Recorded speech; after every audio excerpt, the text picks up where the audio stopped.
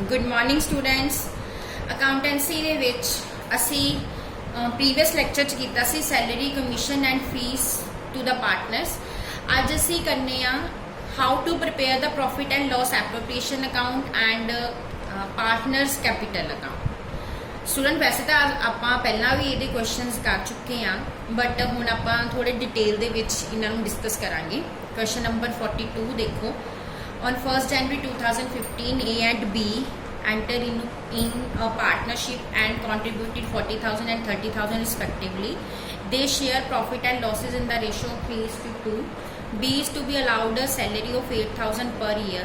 Interest on capital is to be allowed at a 5% per annum, and 5% per annum interest is to be charged on the drawings. And during the year, A withdraw rupees 6,000 and B rupees 12,000, on which interest in case of A being 140 and B 100.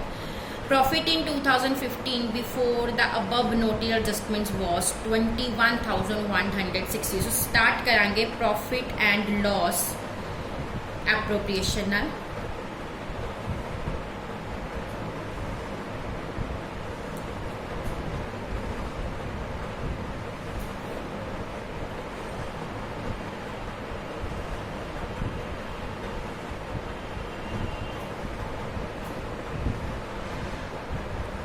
Profit कितना दिता हुआ है 21,160 by net profit.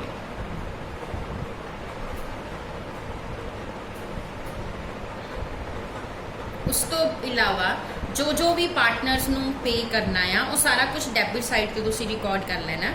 सब तो पहला लिखा B's to be allowed a salary, so to B's salary 8,000 per year. उस तो बाद इंटरेस्ट ऑन कैपिटल टू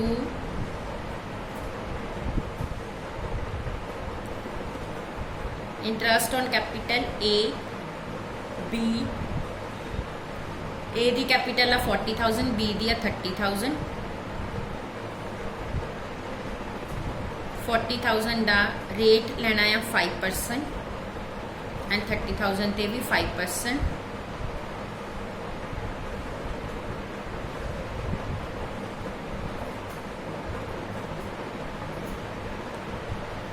उस तो बाद इंटरेस्ट 5% की ड्राइंग्स ते चार्ज करना है।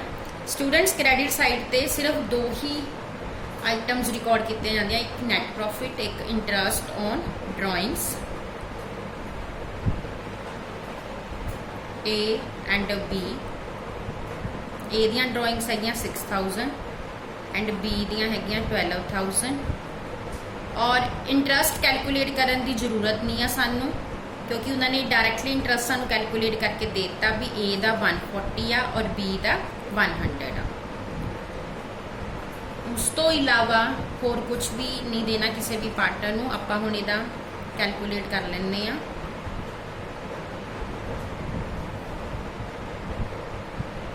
$21,400 आ गया टोटल।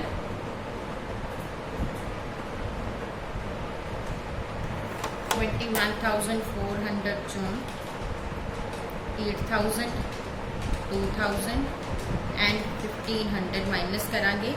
साडा प्रॉफिट आंदा आ 9,900।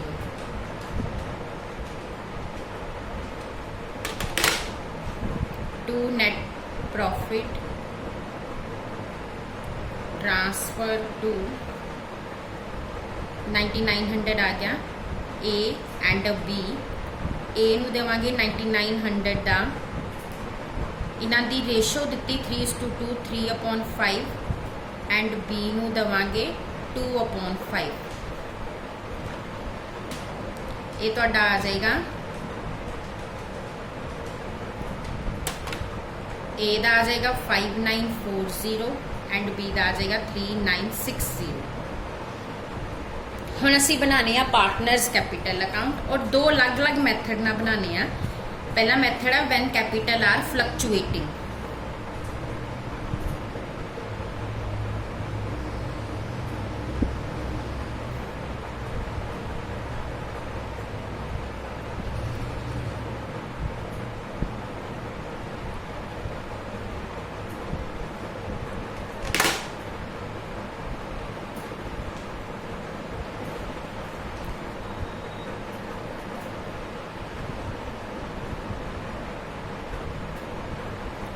पहला लिख लो opening capital by balance brought down.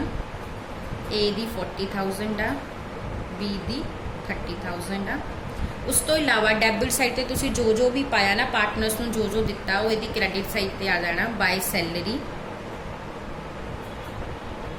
B दी सैलरी आ 8,000, by interest on capital 2,000 A दा, बी दा 1,500। उस तो इलावा इन्हों जो प्रॉफिट शेयर मिलिया by profit and loss appropriation account 59403960। हम डेबिट साइड ते सिर्फ दो ही चीज़ां आनियां आ, एक आनिया ड्राइंग्स 2 ड्राइंग्स एंड दूसरा आना interest 2 interest on drawings. Drawings A ते बी दियां, ए दियां सी 6,000 एंड बी दियां 12,000 एंड इंटरस्ट ऑन ड्राइंग जिहड़ा दिता होया आ 140 एंड 100 आ। हुण बैलेंस कैलकुलेट कर लो।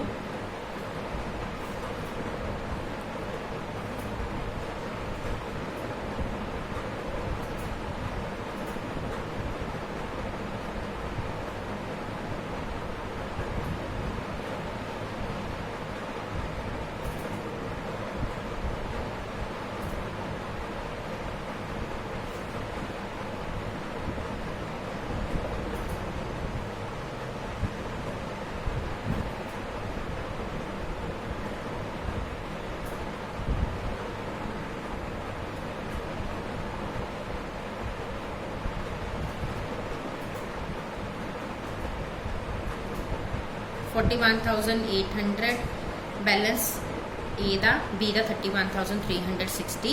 आंसर साडा आ गया। ये मोरे लिख दो टू बैलेंस कैरिड। हुण ये तो सीगा फ्लक्चुएटिंग मैथड। हुण दूसरा मैथड जिहड़ा है फिक्स मैथड, ये अकॉर्डिंग असी दो अकाउंट बनाने आ। एक हुंदा पार्टनर्स कैपिटल अकाउंट और दूसरा हुंदा पार्टनर्स करंट अकाउंट। सो दो कॉलम बना दो दोनों साइड पे।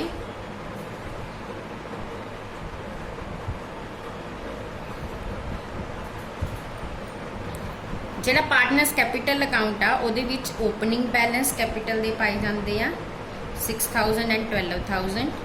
और अगर कोई पार्टनर ने एडिशनल कैपिटल इंट्रोड्यूस की आ वो रिकॉर्ड करांगे, या पार्टनर ने कोई कैपिटल परमानेंटली विड्रॉ की आ वो रिकॉर्ड करांगे। बट इत्थे कुछ नहीं आ, सो असी बैलेंस कैलकुलेट कर लेना इत्ते ही।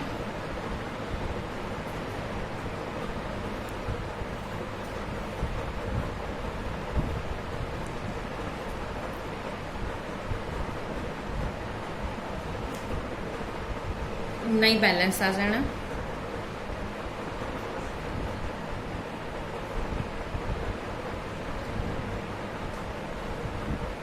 इस तो बाद असी बनाना पार्टनर्स करंट अकाउंट।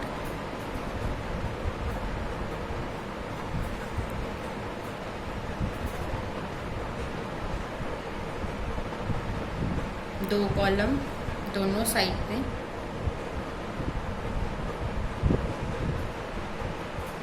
हुण पार्टनर्स करंट अकाउंट्स की पाना, ये जे करंट अकाउंट के बैलेंसिस दिते होंगे तो पाए जाएंगे।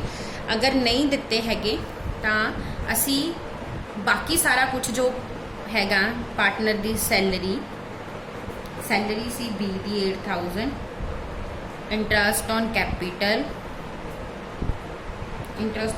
कितना सी 2,000 and 1,500 and profit and loss the balance 5,940 and 3,960। और डेबिट साइड पे भी drawings and interest on drawings है 6,000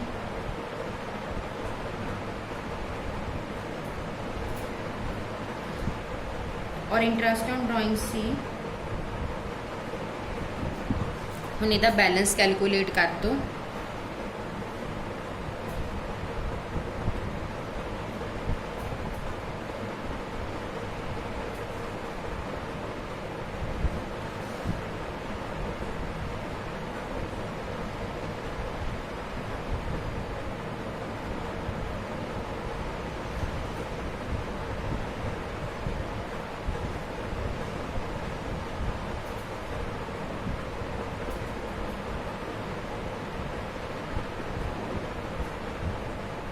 टू बैलेंस कैरी डाउन साडा आ गया।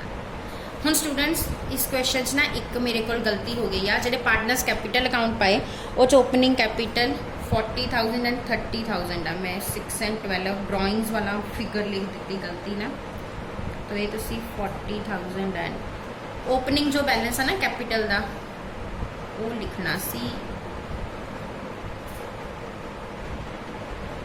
इस तरीके दे। सो इस तरीके दे नाल दोनों मैथड्स यूज़ करके आप पार्टनर्स कैपिटल अकाउंट बनाने। Thank you.